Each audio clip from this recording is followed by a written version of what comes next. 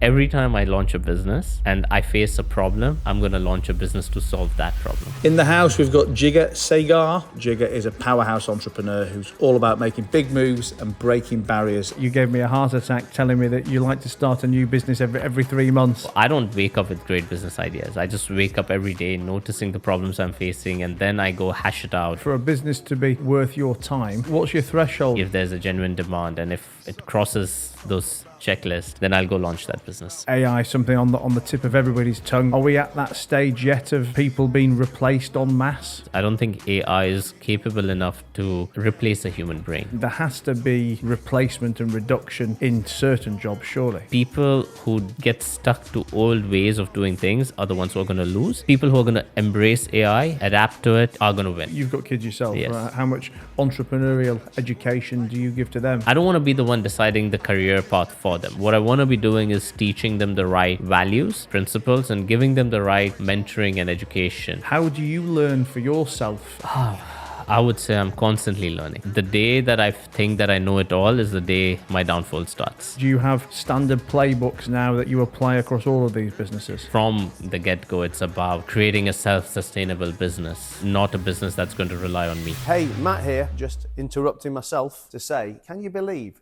that 62% of listeners to this podcast don't actually subscribe? Now, I know you like it because you listen to it, you come back and the stats are great, but 62% of you don't actually subscribe. So make sure you subscribe, whether that's on YouTube, Spotify, iTunes, wherever you listen to your content or watch your content, and make sure that you never miss a future episode.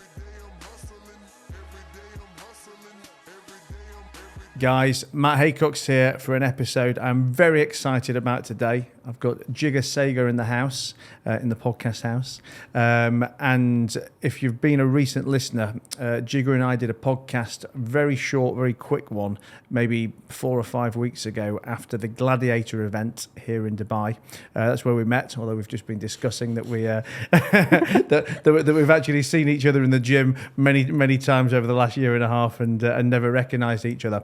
But I did a little bit of research for the podcast I did with Jigar last time. Loved our conversation. It was never going to be a great environment to kind of dig too deep. And when I got the chance to come back for round 2, I had to jump at that. So Jigar, thanks a lot for being here, buddy.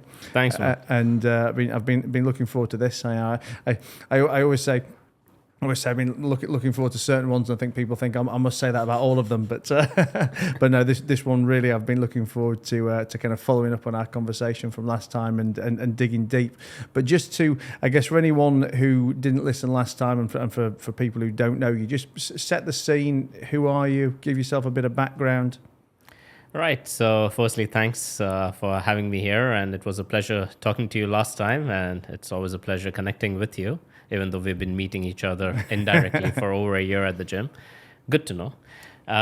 So for those who don't know me, Jigar Sagar, a serial entrepreneur, serial investor with a focus on making entrepreneurship accessible. And that's the mission, that's the purpose in life. So what I do is I get into public-private partnerships with the government authorities to operate special economic zones and free zones. I have tech companies, some of them surrounding and providing softwares to free zones and economic zones.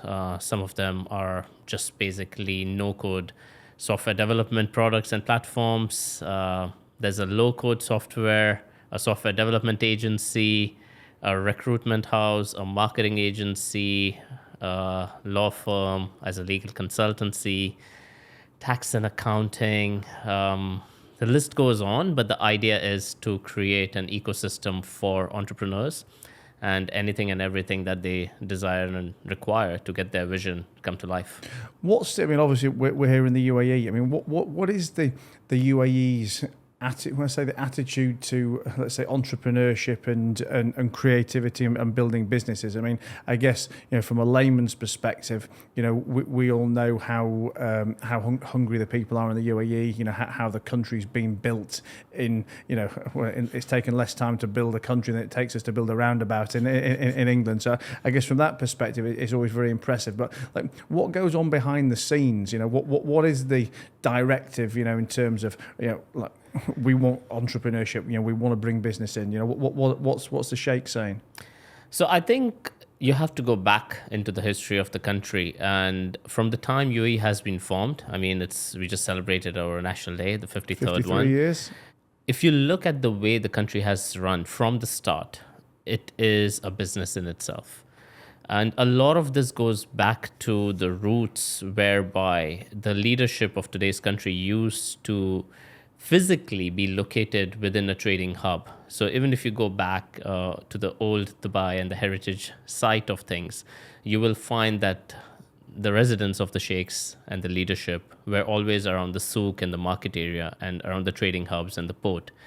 And I think that's what's instilled this culture into this country, and it trickles down from the leadership. If the leadership wants this to be a place to do business, then it is not about running a country as a country, but running a country as a business. And I think when the policies trickle down, when the incentives trickle down from that perspective, people like me and you can truly be a part of this ecosystem that has been created here, which allows people from all walks of life. I mean, my grandfather first came to this country probably about 60-ish years ago. Oh, and forgive my naive question, but like when we talk about National Day and 53 years old, what exactly is 53 years? As in, what was happening 54 years ago? It wasn't necessarily UAE, as in it wasn't a unified country. Okay. It was more like British territories running independently as sheikdoms. So you had Abu Dhabi and Dubai, and it was His Highness Sheikh Zayed who came up with the idea to put the UAE together and form this country. So that's what started 53 years ago, Correct. effectively. So that'll be Dubai and Iraq. The signing and of the unification Okay. of these territories to become an independent country. And how different are the different territories in terms of their attitude to business and entrepreneurship and stuff? And I guess, having been here and seeing some of the other ones, I mean, you look at Dubai. I mean, again, these are my layman's views. I mean, Dubai looks like the absolute metropolis. Abu Dhabi looks a lot more chilled and I'd say behind, but then obviously I know, or I hear there's a lot more money and a lot more wealth in Abu Dhabi than Dubai, but I guess Dubai looks like the glitz. And then you see your Ras Al Khaimas and stuff, which look, I guess, dozens, if not hundreds of years behind. But now I know obviously there's all kinds of new buildings and new stuff going on in those as well. So I mean, do all of the different territories have the same hunger for business and entrepreneurship? It's just that some are slower than others to get there. So I think it's a relatively new country when you compare it to the rest of the world, right? I mean, 53 years is not a very long time. But if you see what the country has been able to achieve in these 53 years, and mind you that oil wasn't there existing for all these years, right? It was also found much later. From that perspective, I think each emirate has a niche. So if you talk about Abu Dhabi, yes, you got your huge oil and gas industries out there. You got the government seats out there. If you talk about Dubai, it's the business of attracting tourism, right? So they're into the hospitality business. If you look at Sharjah, it's all about culture, heritage, education, literature. If you talk about Ras Al Khaimah now, it's coming up as a destination to, again, for tourism. Whether it's Fujairah, you have a lot of oil and gas from that perspective as well out there because it's on the other side of the, it's got the coast to the Arabian Sea. But what I've noticed, even including Al Quwain, I mean, they were sort of kind of pioneers when it came to freehold properties back in the day. You had Emaar developments happening in Dubai and Al Quwain long ago.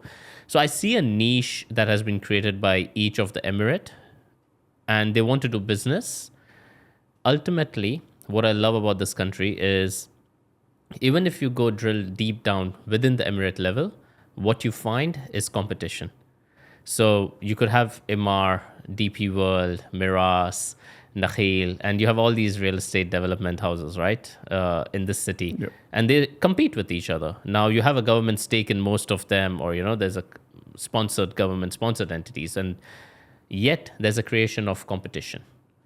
When you look at what's happening within each emirate, there's heavy competition across different government bodies within that emirate.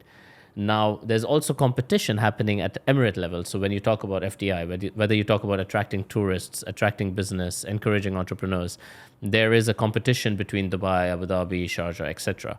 So the way I see it is that the country wins at the end because you're creating such a highly competitive environment. The customers get the best.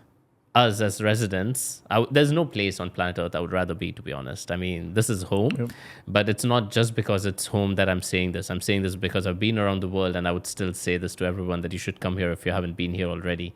And not just on a holiday, but when you see how convenient it is to live here.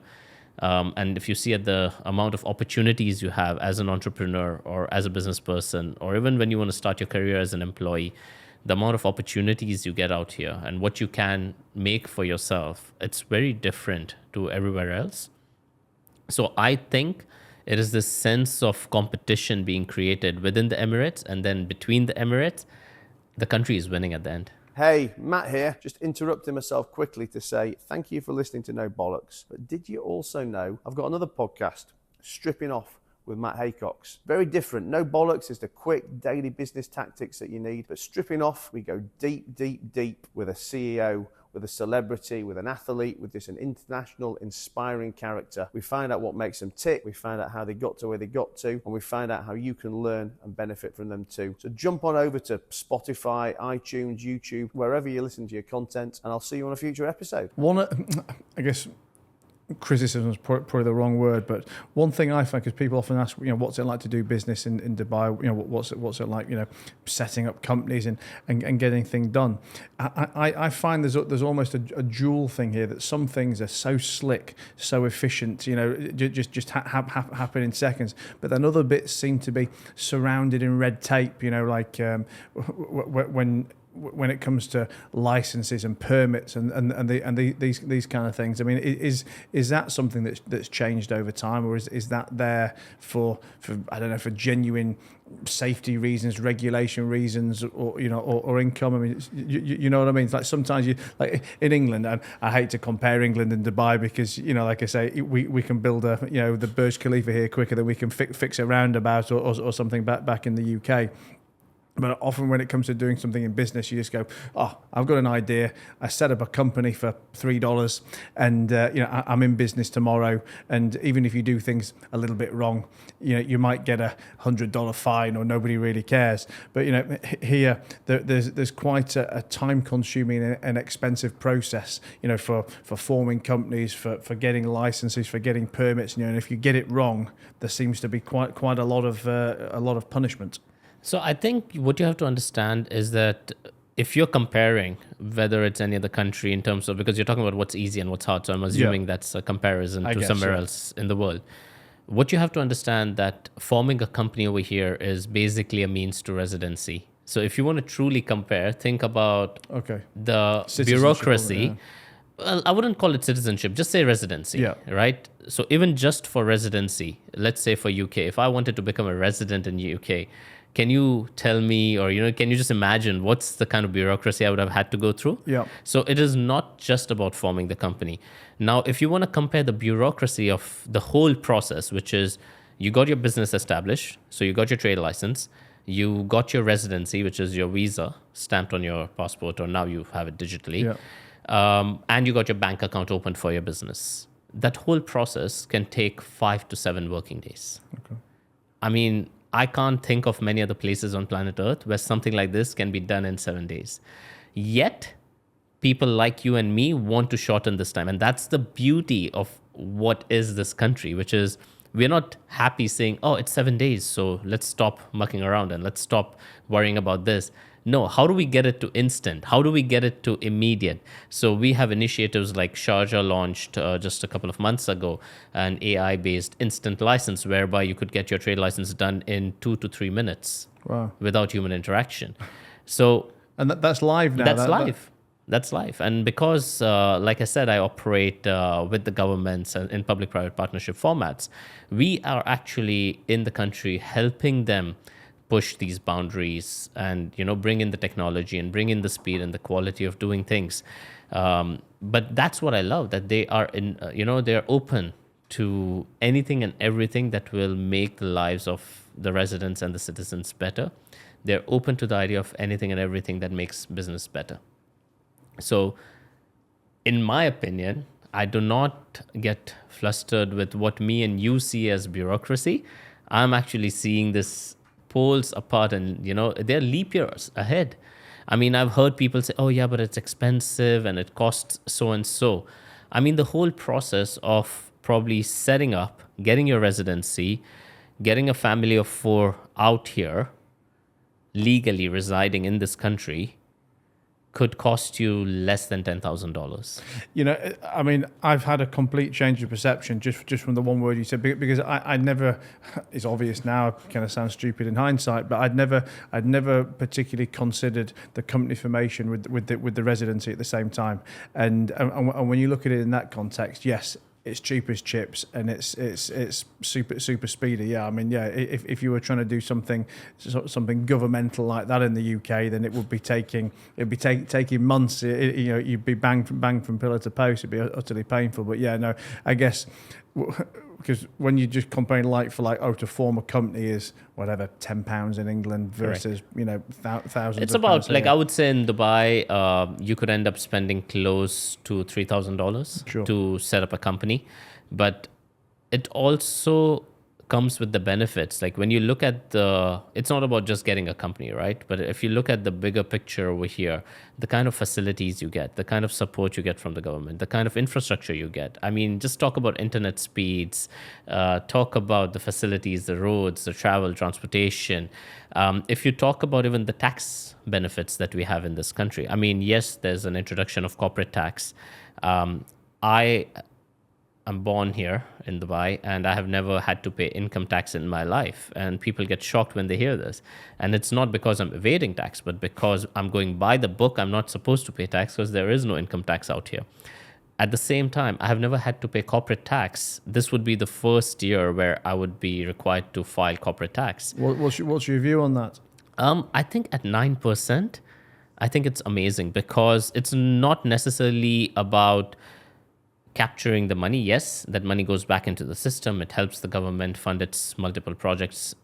Yet, what I see it is that it's also bringing credibility to the region and to the country. Somehow, Dubai, UAE has got a bad rep. It's like a tax haven rep. Yeah.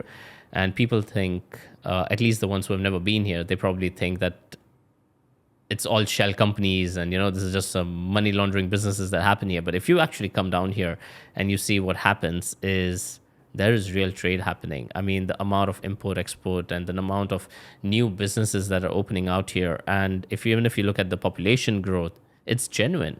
So from that perspective, I think this corporate tax will bring in a sense of credibility on an international level and allow us to do business on a global scale. What are some of the targets that the government are working to in terms of population growth or other key metrics that you guys are trying to hit?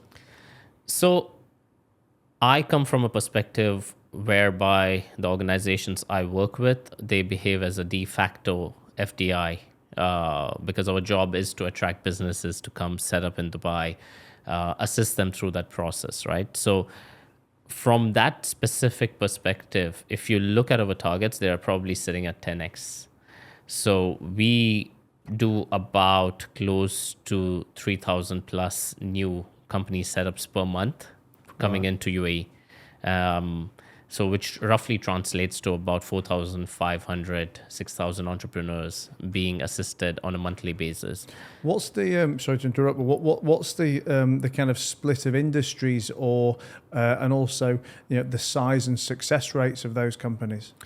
So the most of the companies that we are able to assist and the entrepreneurs that I work with, they fall in the service industry or the trading industry.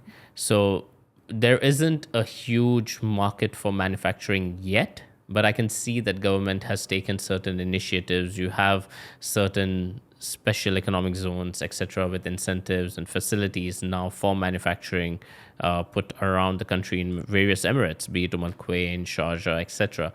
But what you have here is predominantly a service-based industry a lot of consultancy firms, a lot of trading firms too, because you have great ports out here, great airports and seaports. You have a great infrastructure when it comes to airlines. So it naturally ends up becoming a hub. And if you think of it from a physical geographical location of Dubai and UAE, you're sitting at the hub very conveniently at a great location. And if you factor in the safety that we get on top of everything else, it makes, no sense to be anywhere else. The safety is the biggest thing, but I also say, when people ask about the benefits of Dubai, we talk about the safety, the cleanliness, but then I also say it's a shame that in today's world we actually have to list safety as a benefit of being somewhere. I mean, it should be a given anywhere, but nowhere do you really notice it more and feel it here. In terms of being able to walk around with jewelry on, or know that you can leave your wallet on a table, or forget your bags in an Uber or whatever it may be, and know that 100% they are getting returned to you, or your kids are walking to the park and you don't need to worry about that. Yeah, so I think people don't locate to countries just to make money. Yes, a career, money, professional growth are definitely some important aspects of why you would want to be in a place. But when you think about it in the long run, it's predominantly safety and health that matters.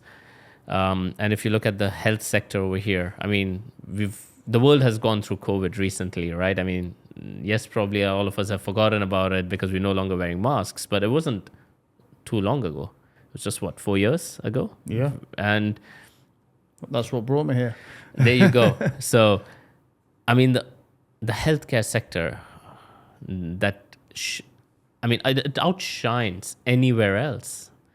People were not talking about the healthcare sector or, health tourism in UAE. And all of a sudden now you have a whole new industry called health sector for tourism, right? Well, I can talk from a personal perspective on, I guess, 2 healthcare things. One is I had a baby here, which I guess is probably a bit more exciting to talk about. And I had my hair transplant here as well recently. But from the baby perspective, it was so simple, so painless. We went to where was she born? The hospital in Dubai Hills, King's College in Dubai Hills, and we paid for it. I don't know if that's an insurable thing or not, but we paid it, and I paid something like £3,500. And that included the extra charge for the epidural, because the baby's mum had the epidural.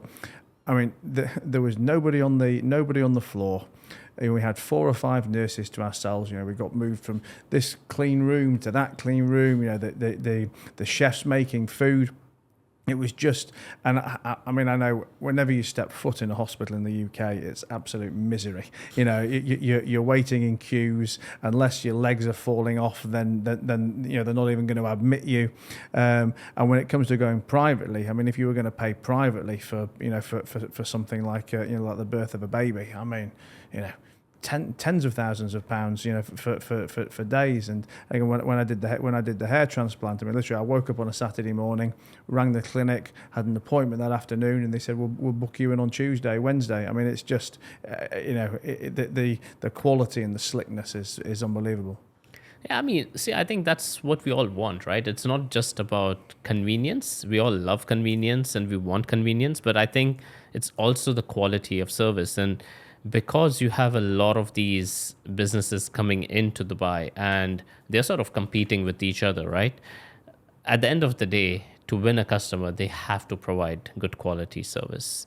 And then you have on top of all of that, an amazing set of regulations and policies. So there is a given standard that that you can walk into a healthcare facility in this country and you can expect a certain standard because that's the bare minimum. And if you just compare that bare minimum to anywhere else on planet Earth, is where you get shocked. That the bare minimum out here is wow. Yeah. Even for your safety, how many other places do you know on planet Earth where you're talking about a metropolitan city? You're talking about density that exists out here in Dubai.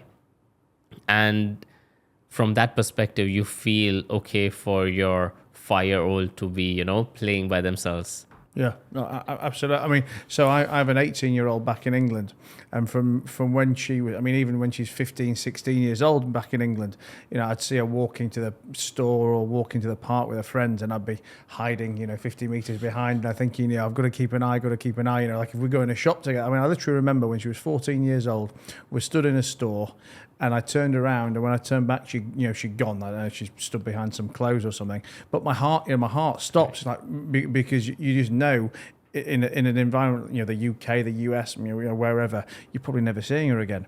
When she comes over here, none of it even crosses my mind. But for the new baby, from being 5 days old, when people walk up to the table in a restaurant and say, I love your baby, can I hold her? It's like, mate, take her for a walk for 15 minutes and give me a break.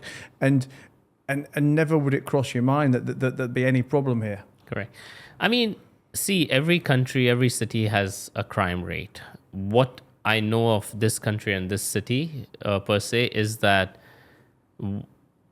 they are very transparent when it comes to what's happening out there. So your media reports, etc., they do publish it out there.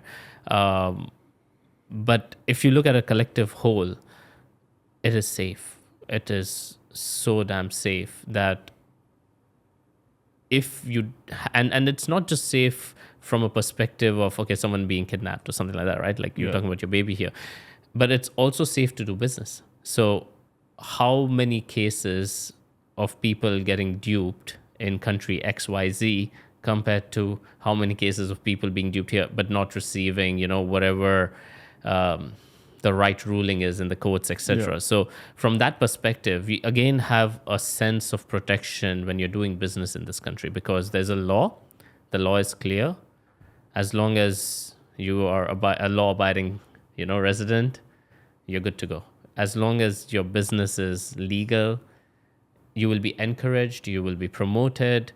And unlike many other places that I've been to where the society starts to pull you down the minute you're being successful, out here, you will notice that the minute you're trying to be successful, you will actually have a lot more people trying to push you further ahead, and they will be encouraging you. So the days when you feel that you have no energy left, it is this society that will come together and make you have to do the work that you're, required to do.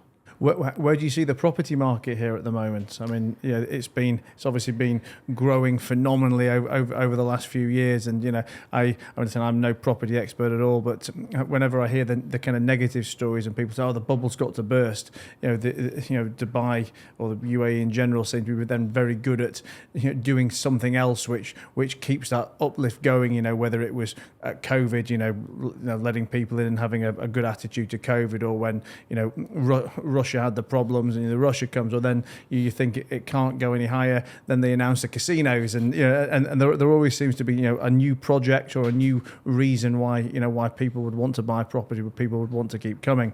But for the last few months now, I've been hearing more negative stories from people that they've got property on the market that's struggling to move, or that the prices haven't held from as good as they were before. I mean, do you think we might be starting to get to an oversupply? We are very far from what you would consider as something of a challenge or a red flag, because what's happening in the market here is that it's definitely about demand and supply, but if you see what's happening is there are more and more people wanting to get out of wherever they are, whether it's in Europe, whether it's in the Americas. They're wanting to come here for the lifestyle, for the safety, for business opportunities. And from that perspective, the supply is not enough. Second thing is, even if you look at property prices, and that goes to answer the question about the bubble.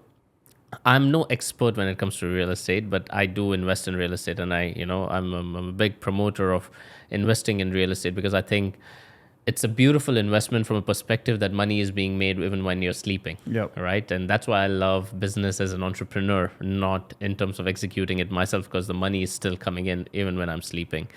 So if you compare the property prices out in Dubai to, let's say, London or New York, and you would see that the property prices out here are much lower.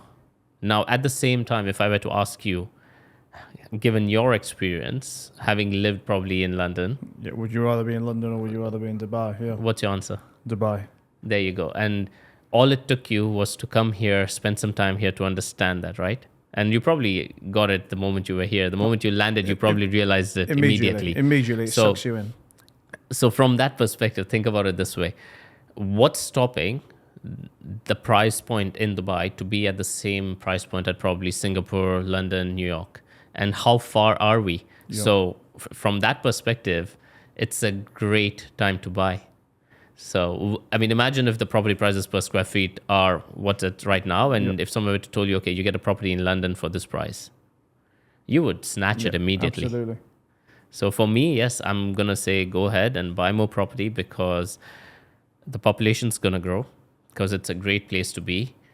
The leadership's doing everything it can to promote the growth of population, to growth of business, to promote and grow and improve the lifestyle. I mean, they haven't stopped. They're not sitting on their laurels. They're actually coming out and saying, don't stop running. I mean, I don't know if you saw that post by His Highness Sheikh Mohammed bin Rashid. He's like asking people to keep running. I mean, don't sit back. Don't just sit on your laurels, right? Like, you got to keep pushing. And that's what I love about this place, that they're not saying, oh, we have the tallest building, so we're done. No, like you said, there's always something new coming up. And that's exactly what a business is supposed to do. You don't sit at one product, one win. You continuously have to innovate. You continuously have to listen to what the market is now asking for. What's the change in the expectations? What's the change in demand? You know, what's changed in regards to the new generation and the new population and their tastes, and how do you serve them? Let's take a change of direction. You've mentioned a couple of times while we've been talking AI and obviously what's going on with AI here. I mean, AI is something on the tip of everybody's tongue, whether it's in a positive way or a negative way that they think they're losing their jobs. But I mean, how much AI do you use in your businesses, and where do you think the AI landscape of 2025 is at or is going to be? I mean, are we at that stage yet of people being replaced en masse? I don't think AI will ever replace people en masse. I think AI is a great tool, which is going to help people. It's like saying, we had car or the steam engines from a bicycle, right? So it doesn't mean that people disappear. You still need someone to ride the engine or the train compared to riding the bike, right? Or the horse carriage. It's just a shift in what the jobs will be. So yes, you will see some shifts of certain job roles no longer existing and new ones emerging.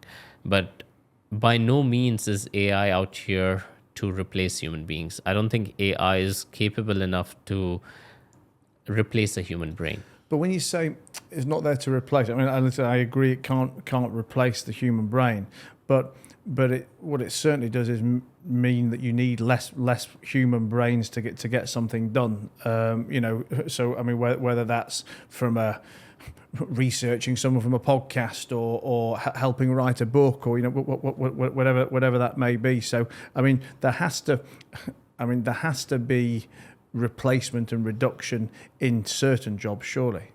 Absolutely. So let's take this example of helping you with your podcast, right? So if podcast production is a business in itself, given the influx of AI tools now being made available, how many more people have actually started the business of podcast productions? Sure. A lot more. So yes, you have a few people who no longer have jobs that were responsible for that administrative part of things that AI has replaced with. But at the same time, it encouraged a lot more population to come in and go into podcast productions, right? So podcast became a tool of communication. I mean, it's a very powerful medium in today's day and age. And a lot of it has got to do with how easily it's become accessible to people just with a content vision rather than the know-how of a setting or the technical expertise, if I call it that. The same applies whether it's your podcast business or think of any other business where you're using AI significantly today. So what is AI? I mean, if people understand, AI is basically machine learning, right? It's the ability of creating algorithms that understands human behavior and tries to replicate it through the system in a much faster format, right? So because the speed of delivery is faster. But if you look at it, it's still understanding human behavior, and human behavior is constantly evolving, constantly changing. So the systems always have to keep up to speed, and they always have to learn from actual human behavior. So I don't think it's going to replace human behavior and human actions, but yes, it will force a transition of certain job set from one to another. And people who get stuck to old ways of doing things are the ones who are going to lose. The people who are going to embrace AI, adapt to it, embrace it, are going to win. What specific things do you use AI for, or how have you been implementing it in some of your businesses? Right. So a lot of the businesses that we do, there's a lot of human interaction with customers. So we have integrated tools, AI tools, to understand customer behavior patterns, customer emotions. So even if it's as simple as sensing the human emotion behind an email, whereby able to see if the customer is happy, sad, angry, upset, and a score against it, so you can actually use that data set and prioritize who you're going to respond. Things like that. I mean, AI, again, machine learning in terms of big data analysis. So there's a lot of data that flies between emails and WhatsApps and chats, but it's not necessarily captured in one place. It's not necessarily being analyzed. So it's just data which is valuable but not being used. And so how do you bring in AI tools to capture data from all sources of communication and then analyze that data to take sound decisions? I mean, there's also, I mean, just beyond all of this, there's a new product that we're working on, which came with the idea of a couple of years ago, just with ChatGPT, blowing off. And I'm like going on there as one of the early adapters and saying, oh my God, this is great. It helps me save so much time when you want to respond to emails, when you want to, write a speech out, etc. It helps. I mean, it doesn't mean it eliminates someone having to still review it and feed in the information, because the output is as good as the input you put into even these AI tools. It's so from that perspective, I had an idea of saying, why can't we have a tool or something like ChatGPT, which can actually create software applications? So creating not just a no-code software application, but having it an AI-based creation. And I'm very excited because I'm looking forward to launching it in the market come Q1. One of the tools I use, and it's very simple, I think, in AI terms, is I use something called Otter, which is you attach it to your Zoom. I mean, it basically lives in your calendar, and whenever you have a Zoom meeting or a Microsoft Teams meeting, your Otter Copilot, your virtual AI assistant, rocks up to the meeting for you, which. And for me, there's two great benefits. One, when I go to a meeting, it takes good notes and it sends everybody a summary afterwards. But the real benefit is when I don't go to a meeting, it still attends without me, listens to everybody else in the meeting, and gives a fantastic summary of what's what, and the tone of the meeting and the action points. And I mean, listen, nothing's 100% perfect, but it's always been 90% plus nailed on of who the attendees are at the meeting. What the various minutes are, who needs to do what, and it's a great little tool. I'll check it out. Yeah. I mean, I think my meetings so the only meetings I attend is the ones I need to be in there. Yeah. So I tend to not attend any meetings where I'm not going to add any value. I mean, that's my mantra for entrepreneurship, is that I didn't go buy myself a job. That investment in a business wasn't me buying myself a job. So from the get-go, it's about creating a self-sustainable business, not a business that's going to rely on me. So from that perspective, if there's a meeting that I need to be at, you're at it. Yeah, I'm probably needed for that meeting because I'm supposed to add value to that meeting. But yeah, I understand and appreciate these tools that come in. But if from that perspective, like let's say you had previously someone on your payroll taking notes for your minutes, right? Like a PA or something like that. I don't see that PA's role disappears. I mean, the AI still does not know what meetings you need to attend and what you don't need to attend. Yes. So all I see is that this tool can be used by the EAs of the world to make their lives better, simpler, and give them more spare capacity. And To go and do other things, yeah. and I see the beauty. This is exactly the whole point of entrepreneurship is if you have to get free. Every time you're free, you will think of creating value. And, it's only when you create value will you be able to extract value in terms of money and wealth. So from that perspective, any and every tool that can save you time is a blessing. Well, let's talk entrepreneurship. I remember the thing that'll always stick with me is when we first met, and you gave me a heart attack telling me that you like to start a new business every 3 months. And I think you're angry with yourself if it's taking you 6 months to start a new business. But I mean, where did that entrepreneurial spirit come from? I mean, have you got the stories of being a youngster, buying and selling cookies or whatever anybody does here in Dubai? Yeah, I mean, so I come from a family that has been into business, right? And as a young kid, I mean, probably at the age of around 9, 10, I started getting exposed to the family business, which was in the souk in Sharjah. In the gold souk in Sharjah. So I think that was my first exposure to the business world and trade and commerce, because by the age of 12, I was already aware of what's debit, credit, accountancy, and what does a bank do, the functions of the money matters, right? Like what is currency, how is it used? But I think what drove me to become a serial entrepreneur was that every time I launched a business, and my first business probably was Catalyst, which was a tech product that was being built for economic zones, so an economic zone management system, just trying to put a software out there.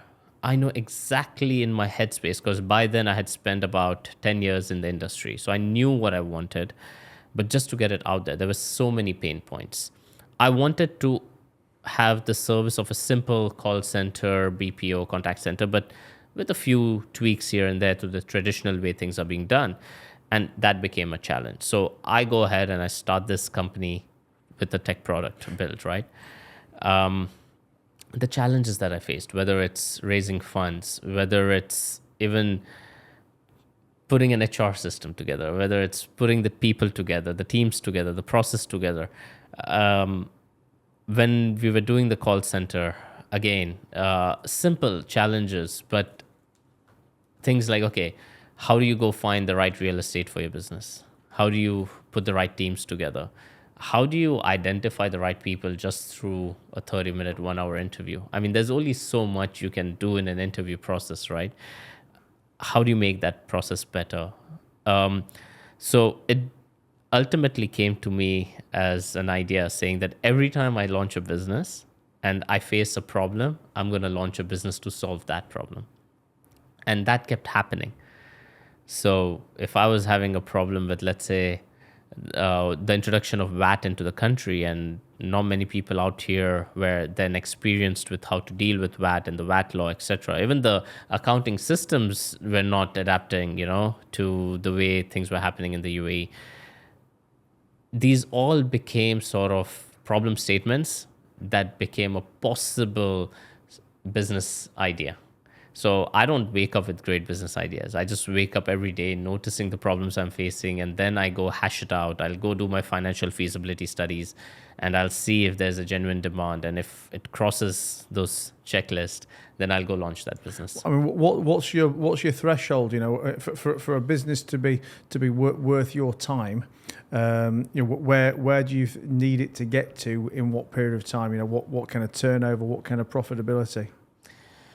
So at this point, I think I have crossed that mindset. I was there probably a few years ago, probably 4-5 years ago, where I would say, okay, the business has to generate a bare minimum of, let's say, $100,000, profits, etc., per month. And that sort of was a threshold about 4 or 5 years ago. Today, I think it's reached a stage where, because my purpose in life has become to create an ecosystem for entrepreneurship, I'm not necessarily so focused on the outcome. But it is yet very important that any and every business that I launch does make money. So I'll still launch it, but I'll be very quick to shut it down if it's not working. So I don't hesitate in making those hard decisions. I don't get emotionally attached with the business. Some people go launch a business and then see it bleeding continuously, and they will just stick by it, hoping for a miracle. And I don't do that. I don't associate any human emotions to business. I see it as a spreadsheet. I see it as data points, and the data is telling me this is working or this is not working. Have you got, from doing so many different businesses now, do you have a kind of a Jigar's playbook, if you like, of this, because some of the functions of these businesses are all going to be the same, whether it's how to hire someone, or how to run HR, or how we run our accounts department, whatever. I mean, do you have standard playbooks now that you apply across all of these businesses? Yes. So after doing so many businesses, I have created some sort of a standard template, but then it's important that every business has to go through that template and adapt it. You don't apply the template as is, ever. Because every business, you're trying to solve a different problem, and every problem needs to be catered to differently, right? I mean, it's not the same solution for different problems. So if, let's say, it's a product-based business, it's very different to, let's say, a service-based business. Now, how do you hire the people?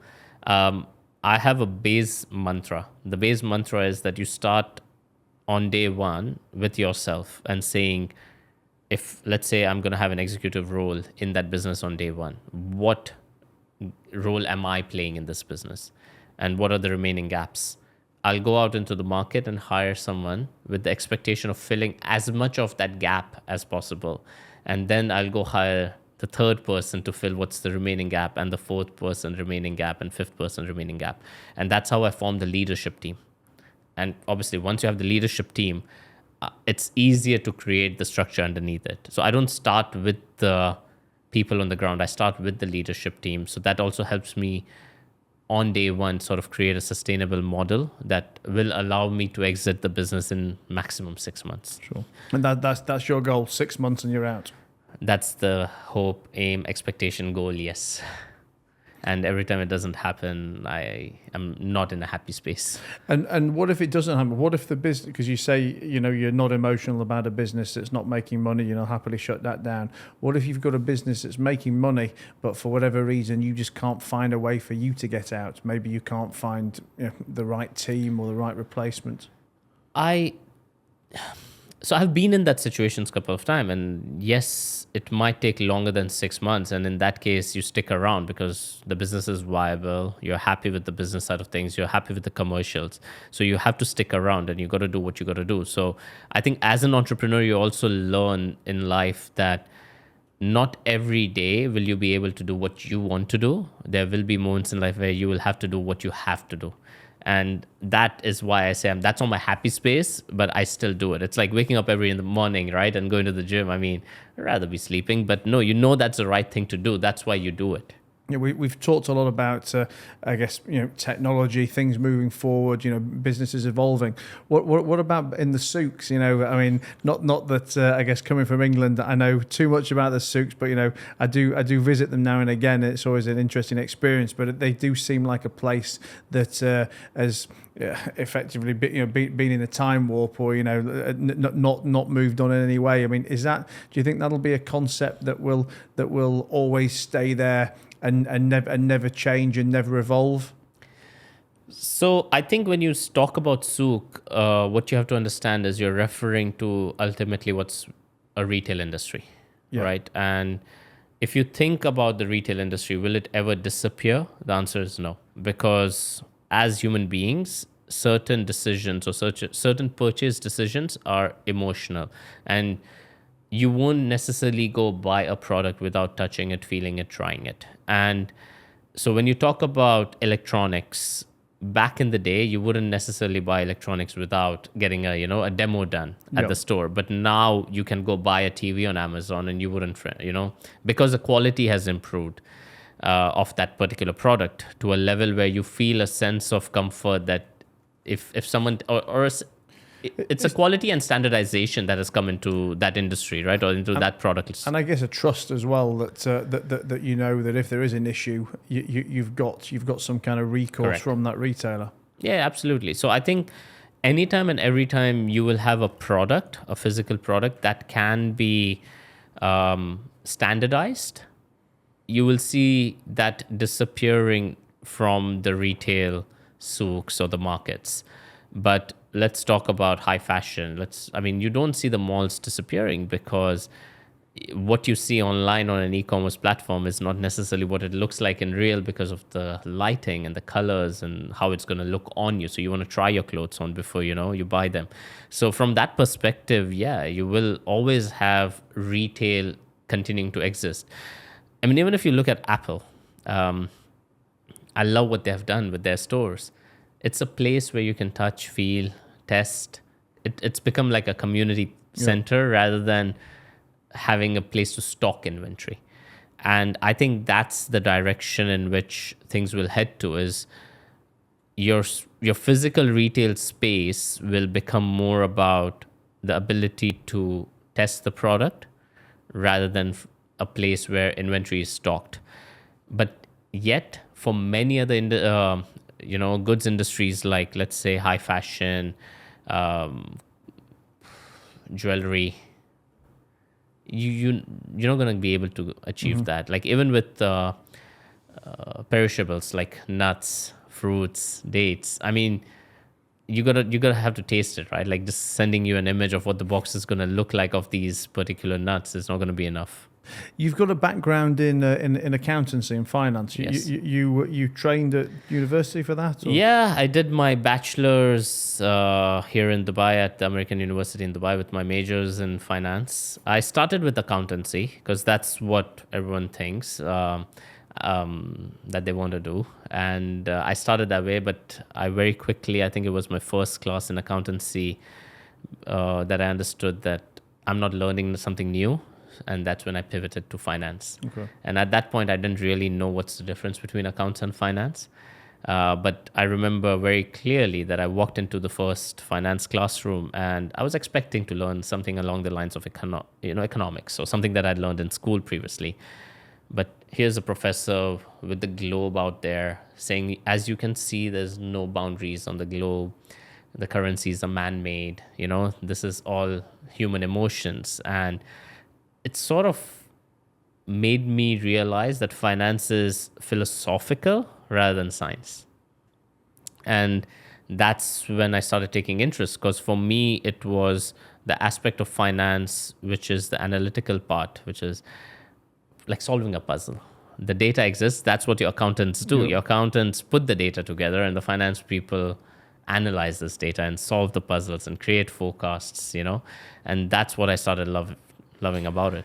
I mean, my core business is providing loans to business owners back in the UK, and one of my permanent criticisms of business owners back in England, and I would imagine that that this is let's say a global phenomenon. So it's a semi-leading question, is that their lack of financial knowledge and understanding is absolutely frightening. But also not just the business owners who don't understand the finance themselves, because what they invariably do is delegate it to their finance professional and completely wash their hands of it. I mean, the amount of times I'll look at a set of accounts and say to a business owner, what's that on the balance sheet, or what's that on the P&L account, and the answer is, oh, I've got an accountant that deals with that. Go talk to him.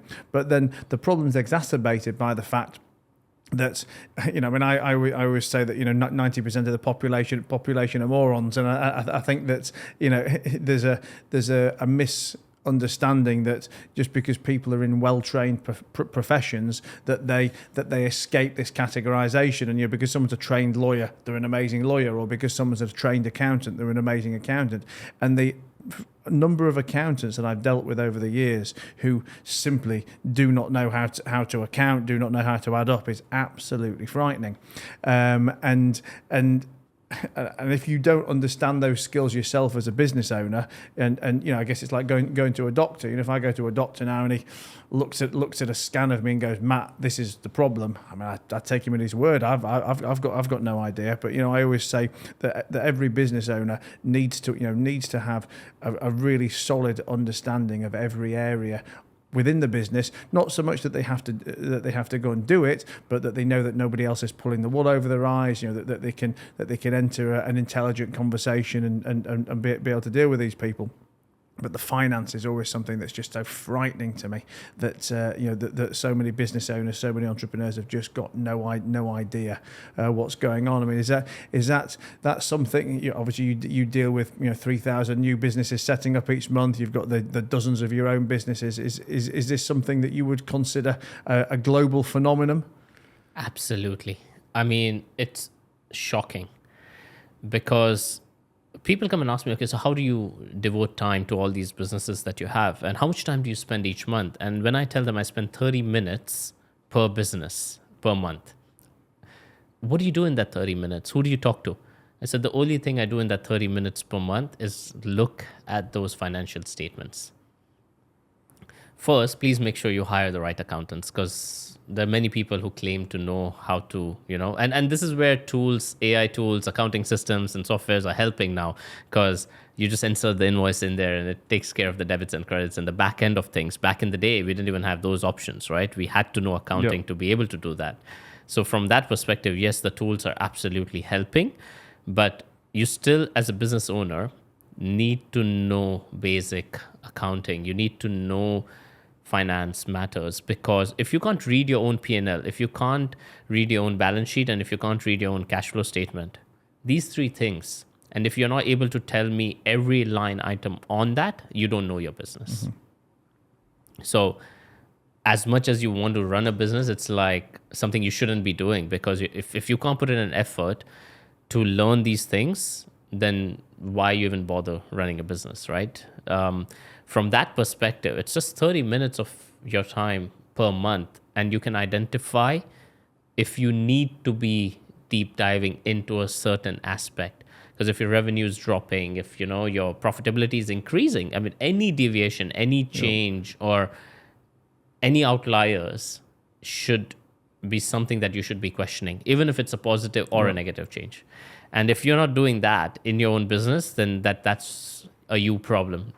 And I don't think we're very far from having that perfect solution existing, because I think every business has its own nitty-gritty. And hence, as an entrepreneur, as a business owner, you need to be responsible for what your accountants are doing, rather than saying they're doing it, there's the specialists, they get paid for doing it. Yes, they get paid for doing it right. You're absolutely correct when you say that, but it's also your responsibility to cross-check it. I mean, for you to be able to run these businesses in 30 minutes a month, what's a typical team within these businesses? I mean, do they all have kind of CEOs, CFOs, etc., or are some of them not big enough for that, and so you have consolidated CEOs and consolidated CFOs? So each business has to have its own leader, right? Now, whether you want to give it a title of a CEO or a general manager or a managing partner, you decide. But the idea is, you have the leader.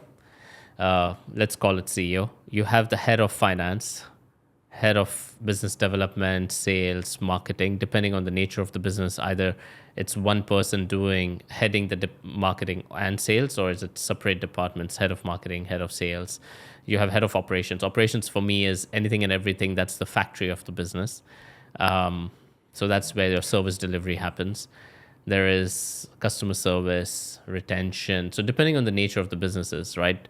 But HR, IT, finance, these are also some of the core functions. What I have done is I've created a team of centralized team of strategic individuals who work with me in forming strategies, but not necessarily executing those strategies at the business level. So each business would still have its own IT, HR, finance, but the strategies can come from the central source. I mean, what would be the smallest business you've got? What would be the biggest, in terms of headcount or revenue? I mean, the smallest business I have would be something I would have started recently, and you could have probably 5-6 people in that business. Okay, but it's still got a few staff. Yeah, 5-6 people in that business with a lot of support coming in from the central teams till we don't identify individuals, and the business cannot the business has to be able to afford those individuals. We bring in those individuals, and that's that 6-month period that I talk about. Some of the large businesses that we have is one of the businesses, which is a BPO, business process outsourcing, that we have across UAE, India, Egypt, and Jordan. We have about, I think at this point, close to 1,500 plus employees. Oh wow! And you still only spend 30 minutes a month on that? On that business, yeah, it's 30 minutes because it's on autopilot. Because out there, and that's what exactly happens. As the business grows, I make sure that you have really strong heads, and the leadership team is strong enough, right? So if I can go create a strong leadership team, make sure that the processes are right and they're constantly being adapted, evolved, and they're not just something that becomes dinosaur eggs. People, process, and systems in terms of technology, you solve the problem. I mean, you talk about, I guess, helping your leadership teams grow. And I read when I was researching for this that you've helped mentor over 250,000 people. Is that right? Yeah, I've helped 250,000 plus people become entrepreneurs. But when it comes to mentoring, yeah, it's not that number. Oh, okay. So that 250,000, that's the people who start the 3,000 businesses each month, is it? Yeah. I guess that's AI understanding content, but not understanding context. Because I was about to ask you how. No, I haven't. I haven't possibly found the time to mentor 250,000 people. Okay, but. So my purpose in life today is not necessarily to put more currency in the bank account, and neither is it to put more currency in my social accounts. My purpose in life today is to create a venture build platform for entrepreneurship, and I actually hope to assist 1 million people through that. And the idea of 1 million people here in the UAE, or it can be globally. So that's why I'm giving it like myself about 2 to 3 years to launch this, because I really want this to be my legacy. This is my moonshot. This is something that I'm talking about, offering services even up to the level of being free. Because if all my businesses can be self-sustainable and can generate enough revenue streams for me, I want to be able to put all that income that I'm creating and all that wealth that I'm creating onto providing this service to the community and the society, which is basically, think of it as a platform for entrepreneurship where you get mentorship, advisory, consultancy, you get these services. You want marketing services, you want sales services, you want contact center services, you want consultancy, process engineering, anything and everything that an entrepreneur requires can be acquired from this platform, including education. Because unfortunately, our schools aren't training us to become entrepreneurs and business owners. Do you, you've got kids yourself, yes. Right? How old are they? 6 and 10. And how, let's say, how much educational how much entrepreneurial education do you give to them?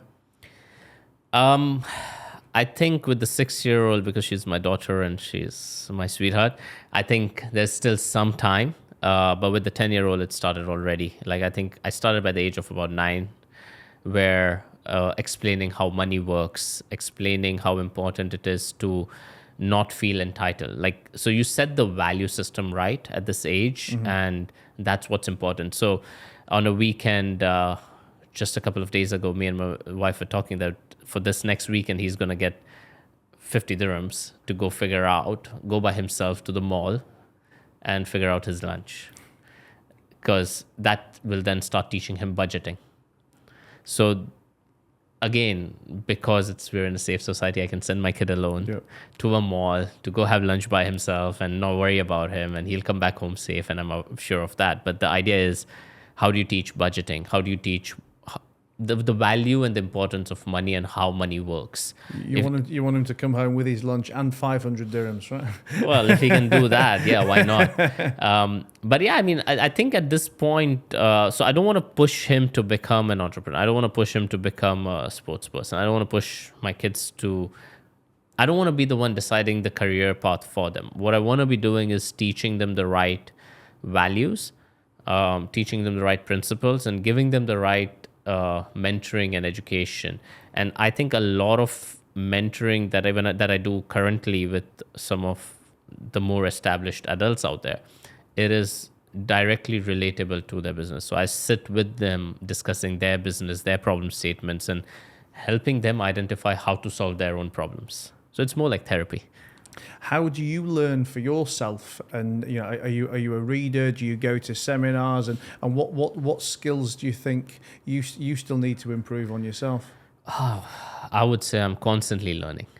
So I am a very keen observer. So even talking to you, there'll be 10 things I'll be trying to learn without you even realizing I'm learning that out of you. But what I'll also do believe in is that the day that I think that I know it all is the day my downfall starts. So I'm very aware of the fact that I'm not a know-it-all, but I'm also not shy to accept that I do have certain strengths, certain skills, which an average population does not. So from that perspective, I don't brush myself off as a nobody, yet I think there's constant learning happening all the time. I mean, if you just think about it, it was funny. Something that I read online and that sort of readjusted my way of thinking was, think about how many people are older to you and younger to you, right? And when you think about it from that perspective, it's the number of people who are older than you keeps decreasing from the moment you're born, and the people who are younger than you keep increasing from the moment you're born, which means is that history is becoming more and more irrelevant the older you are getting, because new things are being created constantly by the young population, the young generation. So I love to learn from my kids as well. Like, I mean, some of the things, I mean, just the language that they use, the vocabulary that they use, I can't, I mean, are they speaking English or what are they speaking? And I can now understand and relate to what my parents were feeling when we were having those communications with them, you know? So from that perspective, I think if you want to learn, surround yourself with young people, surround yourself with people who are experts, subject matter experts, because if you can keep your insecurities away and, you know, your ego away and accept that there are other people in this room who are more intelligent than you on certain matters and learn from them, that's how I create that environment for myself, if that makes sense. So the leadership team I try to put together, I'll try to find people who I would truly respect, admire for their knowledge. And is it important for you that the people that you hire, they also have an appetite to learn as well? I mean, again, that's always been one of my criticisms back in the UK. And again, I say UK because that's where my working experience has been. That I said, most people when they leave school at 18 or university at 21, that is where their desire to learn switches off. And I say desire to learn switches off. I mean, most of these people probably didn't even have the desire to learn while they were at university or while they were at school. And if I'm looking for key people now in roles, or some of my interviewing questions are very much around how do you learn, what do you want to learn, are you a reader, are you a podcast listener, what do you like to do to fill your mind and learn more? And the amount of people who can't even answer the question is just worrying. So I think everyone absorbs knowledge differently. Some people like books, some people like visual. So I'm a visual learner, so I struggle with books. Puts me off to sleep. But at the same time, it doesn't mean that I can't read. So I read a lot of blogs, online articles. Somehow, maybe it's something from my childhood that when I touch paper, it puts me off to sleep. But I love reading. I love reading blogs, articles, online news. I probably check 5 to 6 different news websites every morning as soon as I wake up. and that's become like my routine. But the maximum learning that happens for me, apart from just being, in the know-how of what's happening around you in the world from news, but the true learning when it comes to the business sense of learning that you're referring to, I think for me it comes from the leadership teams that I put together. So when you hire people who are intelligent, smart, matured, and who have that desire to even help others, so that's why I try to avoid using the word manager. Because the minute you bring in the word manager, the feeling is that, okay, they're here with a stick and getting people to do work, right? But when you talk about the leadership, what I mean to say here is that they're actually trying to grow those people, and they are interested in growing the people, and that's their drive. So in my interview process, what I'm looking for is this person going to actually tell me one day that there's this employee ABC that should have my role because, they're better than me.